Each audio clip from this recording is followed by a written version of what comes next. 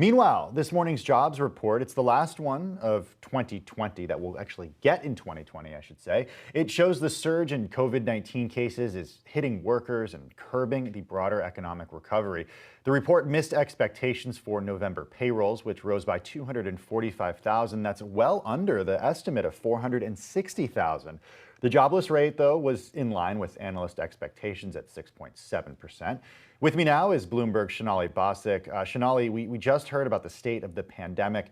How is that shaping the state of the economy? Because this jobs report has pandemic written all over it, right? Yeah, it really does. And by any measure, it's pretty devastating, the numbers that we see here. On the face of it, you see a 6.7% unemployment rate. That's a little bit better than a month ago. It's still much higher than February.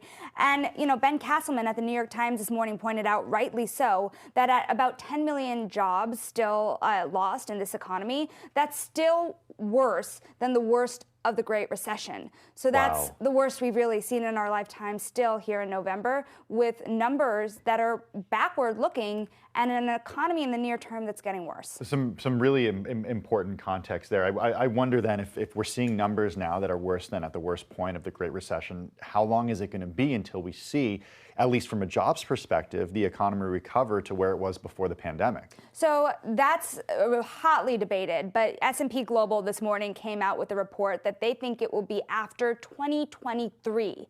So by every measure, we keep on looking around and asking different economists, and that horizon keeps on getting longer and longer. You sent out a tweet this morning that got my attention.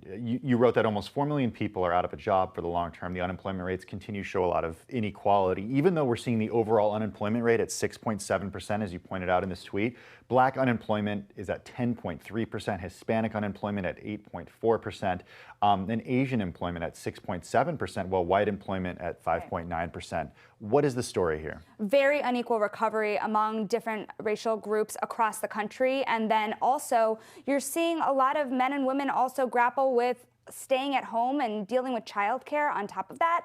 Tim, the first number, that 4 million people unemployed for the long term, is a long-term problem for this economy, because the longer people are out of work, the harder it is to get them back into the workforce, retrain them, convince employers to hire them. We don't know the economy we're going to get back into. And so how then do you encourage people to be hiring at a time when companies are not collecting revenue? I'm glad you're pointing out this number, because so often we just look at that headline figure and how much it hits or misses the analyst estimate. What are the other important figures that you're keeping an eye on in the jobs report as you continue to go through it today? That long-term unemployment figure, like we mentioned, is a really big indicator on how long it'll take to get this recovery back moving. But there's a lot you can get out of this jobs report. So, for example, we know that almost 4 million people were prevented from looking for jobs in this pandemic. So these increased shutdowns can cause a lot of a slowdown. Whereas also there were millions of people, there's an increasing number of people who are teleworking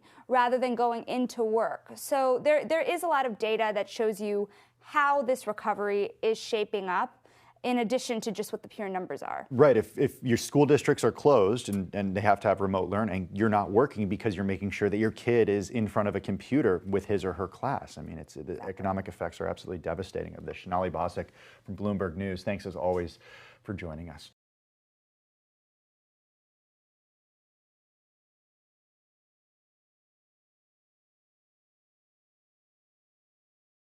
The biggest stories the moment they happen from around the globe. Subscribe to Bloomberg Quick Take now for insight in an instant.